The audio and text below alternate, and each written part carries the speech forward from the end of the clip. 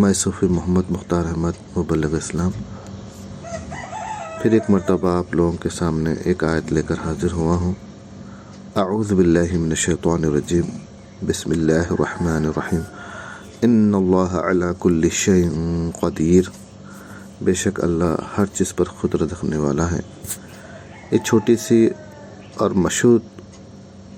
آیت ہے جو تقریباً تمام مسلمانوں کو معلوم ہی ہوتی ہے۔ اللہ تعالیٰ اس آیت میں اللہ تعالیٰ فرماتا ہے کہ تحقیق اللہ ہر چیز پر قدرت رکھنے والا ہے۔ یہ اسٹیٹمنٹ اللہ کا اتنا زبردست اسٹیٹمنٹ ہے اور یہ ایسی حقیقت ہے جس سے ایمان والا کوئی بھی انکار نہیں کر سکتا۔ تو ہم کو بتانا یہ ہے کہ اس آیت کے مطابق ہم کو اپنے اندر کیا تبدیلی لانا ہے، یا پھر ہم اپنے اندر تبدیلی لانے کے لیے یہ آیت ہمیں کس طرح مدد کر سکتی ہے۔ تو یاد رکھو، اللہ قرآن میں اپنی کئی صفات بیان کرتا ہے، تو وہ صفات بیان کرنے میں راز یہ پوشیدہ ہے کہ ہم اپنی زندگی میں جیسے جیسے مسائل سے گھرتے ہیں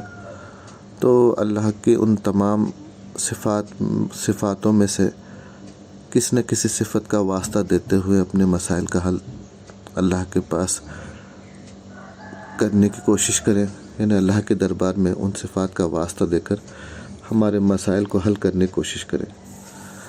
تو یہاں پر بھی اللہ جب ایک بات فرما رہا ہے کہ میں ہر چیز پر قادر ہوں، تو یہ بھی ایک اللہ کی صفت ہی ہے کہ وہ ہر چیز پر قادر ہے۔ تو ہم مسلمانوں کا سب سے بڑا المیہ یہی ہے کہ آج مسلمان اللہ کو ماننے والا ہے، پیارے نبی صلی اللہ علیہ وسلم پر ایمان رکھنے والا ہے، اور ایک ایسی زندہ قوم ہے جس کے پاس اللہ کی طرف سے غلط اور صحیح دونوں چیزیں روز روشن کی طرح صاف نظر آنے والی ہے، مگر پھر بھی مسلمان گناہوں میں، برائیوں میں ملوث ہے، اور جس کی وجہ سے مسلمان ایمان کے بڑے کمزور درجے میں پہنچا ہوا ہے۔ بتانا یہ ہے کہ یاد رکھو مسلمانوں کو کہ جب تک مسلمان ایمان کے اعلیٰ درجے پہ نہیں پہنچیں گے، دنیا میں تو کامیاب زندگی گزار لیں گے مگر آخرت میں تم کو کامیابی نہیں ملے گی۔ تو بتانا یہ ہے کہ ہم کو دین اور دنیا دونوں جہانوں میں کامیابی کی اگر زندگی ہونا ہے تو ہمیں ایمان کے اعلیٰ درجے میں پہنچنا چاہیے۔ ایمان کا اعلیٰ درجہ صحابہ کرام کا ہے۔ اللہ تعالیٰ نے ہم کو بتا دیا صحابہ کی زندگی سامنے رکھ کر کہ تم کو بھی اسی منزل پہ آنا ہے۔ ہم دیکھتے ہیں کوئی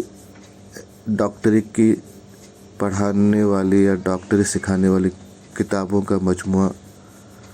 اگر ہم یہ کہیں کہ بھئی یہ کتابوں کا مجموعہ صرف ایک مرتبہ یعنی فرسٹ بیچ کو ہی ڈاکٹر بنا سکتی ہے، اس کے بعد کوئی دوسری بیچ والوں کو ڈاکٹر نہیں بنا سکتی، یعنی اس کے بعد جو بھی بیچز ان کتابوں کو پڑھیں گے تو ڈاکٹر نہیں بن سکتے۔ تو ایسا تو ممکن ہی نہیں کہ بھئی کتابوں کا وہ مجموعہ جو ایک بیچ کو ڈاکٹر بنا سکے، پہلی بیچ کو ڈاکٹر بنا سکے، اور اس کے بعد والی بیچ کو یا تیسری، چوتھی، پانچویں جو بھی بیچز ہوں گے یا اس کے جو نیکسٹ اس کو پڑھنے والے جو بھی لوگ ہوں گے اس کو ڈاکٹر نہیں بنا سکتے۔ تو یہ عقل میں آنے والی بات نہیں۔ تو بتانا یہ ہے کہ قرآن کریم جب صحابہ کرام کی ایک پہلی بیچ کو ایمان کے جب اعلیٰ درجے پہ سب سے بلند مقام پر پہنچائی ہے، تو کیا پھر دوسرے بیچز کو یعنی قرآن کے دوسرے پڑھنے والوں کو اس مقام پہ نہیں پہنچا سکتے؟ ضرور پہنچا سکتی ہے، صرف ہم پہنچنا نہیں چاہتے۔ یہ ہماری اپنی کمزوری ہے، یہ ہمارے نصب و لعین کی کمزوری ہے، ہمارے ارادے کی کمزوری ہے۔ ہم اپنے آپ کو اعلیٰ ایمان کے اعلیٰ درجے پہ پہنچانا نہیں چاہتے، جس کی وجہ سے تم یعنی اس ایمان تک نہیں پہنچ پا رہے ہو۔ یاد رکھو اللہ رب العالمین نے صحابہ اکرام کے ایمان کے لیے فرماتا ہے وَلَا تَهِنُوا وَلَا تَحْزَنُوا وَأَنْتُمُ الْأَعْلَوْنَ إِن كُنتُم مُؤْمِنِينَ، تم پست ہمت مت ہو، غمزدہ مت ہو، تم ہی اعلیٰ رہو گے اگر تم ایمان والے ہو۔ تو یہاں پر ایمان کے اعلیٰ درجے پہ رہنے کی وجہ سے صحابہ اکرام نے دین اور دنیا کے منزلوں میں اعلیٰ پوزیشن حاصل کی، اعلیٰ درجے میں پہنچے۔ تو آج بھی مسلمانوں کے پاس وہی کلام ہے، اور آج بھی اگر مسلمان اس کلام کے مطابق اپنی زندگی گزاریں تو ایمان کے اعلیٰ درجے میں پہنچ سکتے ہیں۔ یاد رکھو، دنیا کی کوئی طاقت ہم کو مٹا نہیں سکتی، یا پھر ہم دنیا کی کسی بھی طاقت سے اگر مقابلہ کرنا ہے یا دنیا کی کسی بھی طاقت پر غالب آنا ہے تو ہم کو صحابہ اکرام کے اس اعلیٰ درجے کے ایمان پہ پہنچنا ہوگا۔ تو بہرحال میری بات مجھے بتانا یہی ہے کہ آپ لوگ صحابہ اکرام کے ایمان کے درجے تک پہنچنا ضروری ہے۔ اس کے لیے سب سے پہلی بات ہم مسلمانوں کے لیے جو ہے وہ ہے اپنے آپ کو گناہوں سے بچائیں، گناہوں سے بچائیں۔ یہ ایک ایسی لعنت ہے جس سے انسان کے، ایک مومن کے ایسے ایسے کمالات تباہ و برباد ہو جاتے ہیں جس سے وہ نہ دین کا ہوتا ہے نہ دنیا کا رہتا ہے۔ تو ہم دیکھتے ہیں ہر مومن جو فطری طور پر نیک ہو اور اللہ کی عبادت کی طرف اس کا رجحان ہو تو وہ اپنے آپ کو گناہوں سے بچانا چاہتا ہے، مگر یہ انگریز یا مغربی تہذیب نے ساری دنیا کو گناہوں سے ایسا گھیر رکھا ہے کہ چاہ کر بھی خود کو ایک مومن، کمزور مومن خود کو گناہوں سے بچا نہیں پاتا۔ تو اس طرح کا مسئلہ تقریباً دنیا کے ہر مسلمان کے لیے ہوتا ہے کہ وہ چاہتے ہوئے بھی خود کو گناہوں سے بچا نہیں سکتا۔ تو یہاں پر اس آیت کی مدد لیں جو میں نے ابھی آپ لوگوں کے سامنے تلاوت کی، ان اللہ علی کل شیء قدیر،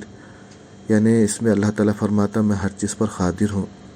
تو یہاں اللہ مومن بندے کو اس بات کا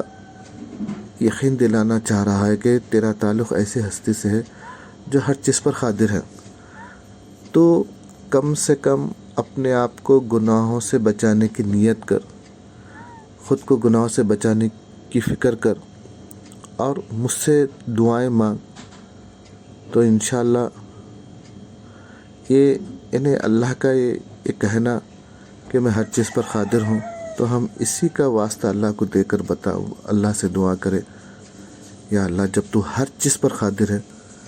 تو مجھے زندگی بھر ہر گناہ سے بچانے پہ بھی قادر ہے، تو لہٰذا یا اللہ مجھے ہر گناہ سے تو بچا لے،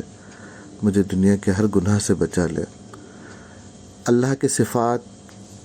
کا واسطہ دے کر آپ دعائیں کرو، انشاءاللہ نئے قبول ہونے والی دعا بھی ضرور بضرور قبول ہو جائے گی۔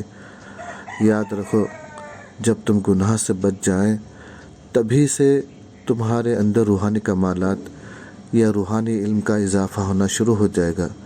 ہم دیکھتے ہیں جب تک بچہ اپنی گندگی آپ صاف نہیں کر سکتا تب تک اس کو تعلیم کے ادارے میں نہیں شریک کیا جاتا، یعنی بچہ خود کو اپنے آپ کو گندگی سے بچانے کی عمر کو پہنچتا ہے تبھی جا کر اس کو علم کے ادارے میں قدم رکھنے کا موقع ملتا ہے۔ تو یہ اس بات کی دلیل ہے کہ انسان جب تک گناہوں کی گندگی سے خود کو پاک نہیں کرتا روحانی علم کے دروازے نہیں کھلتے، جیسا کہ اللہ فرماتا ہے قرآن میں لا یمسہ الا المطہرون، یہ قرآن اس کو مس نہیں کرتا مگر جو پاک ہوئے انہی کو، یعنی قرآن کی تلاوت تو ہر کوئی کر سکتا ہے، پڑھ سکتے ہیں، مگر قرآن کا روحانی راز، قرآن کا روحانی علم انہی وجودوں پر کھلتا ہے جو خود کو گناہوں سے بچائے ہوئے ہیں، گناہوں سے محفوظ کیے ہوئے ہیں۔ ورنہ ہم کو دیکھنے میں آتا ہے کہ لوگ دینی علم کے بڑے بڑے ڈگریاں رکھنے کے باوجود بھی خود کو گناہوں سے نہیں بچا پاتے، یعنی گناہوں میں ملوث رہتے ہیں، تو اس سے ان کو روحانی علم یا قرآن کا جو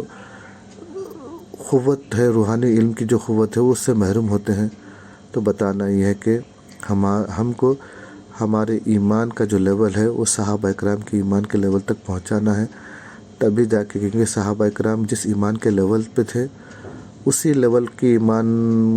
پر ہی صحابہ اکرام نے دنیا کی سپر پاور طاقتوں کو شکست دی۔ آج بھی اگر مسلمان ایمان کے اسی منزل پہ پہنچیں گے تو انشاءاللہ تعالی دنیا کی سپر پاور طاقتوں کو شکست دینا مسلمانوں کے لیے کوئی بڑی بات نہیں ہوگی۔ مگر یاد رکھو، تم اپنی ایمان کی فکر نہیں کریں گے تو پھر بڑا مشکل ہے کہ دنیا میں اپنے وجود کو بچانا یا پھر اپنی نسل کو حفاظت کرنا بڑا مشکل ہے۔